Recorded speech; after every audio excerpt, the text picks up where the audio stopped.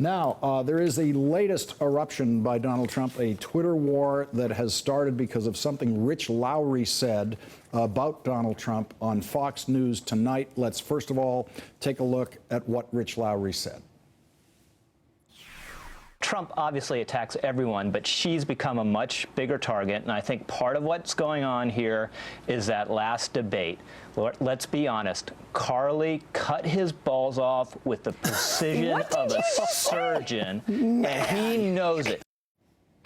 Wow. Donald Trump, absolutely shocked by the language, of course. Here's the Trump tweet. Fox News owes me an apology for allowing clueless pundit Rich Lowry to use such foul language on TV.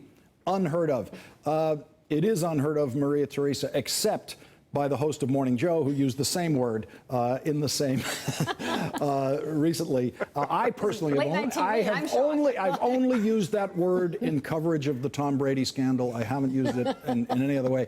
But you know, here we go with Trump now, and this time Trump, of course, is never serious, but Fox News seems a little bit serious this afternoon with the statement they made about him. Well, and I think it's because they're tiring of him, and basically they're saying, at the end of the day, you and I both know that you need our TV stations in order to rally up your base. So we're going to turn that off.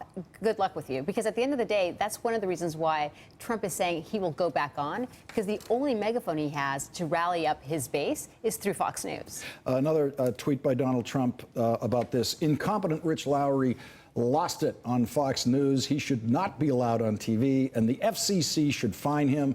Rick Wilson, Donald Trump, once again showing he knows nothing about how government works, and the FCC, of course, it is astounding. Can't find anybody for that. But go ahead, Rick. First, he files this ridiculous cease and desist letter against the Club for Growth. Yes. For a well-sourced and well-documented. Yeah. Yeah. A fake, right? Like Donald Trump's ever going to go into discovery with anyone. And secondly, listen, I've got to give props to my friend Rich Lowry.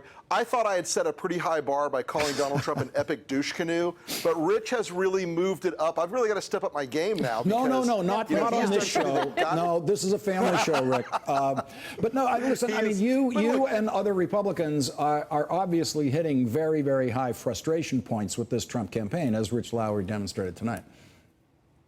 Well, listen, the irrationality of the Trump campaign and the ecosystem he built, basically, of softball interviews on Fox and Talk Radio that drove his numbers, you know, it proves the adage at this point that Roger giveth and Roger taketh away.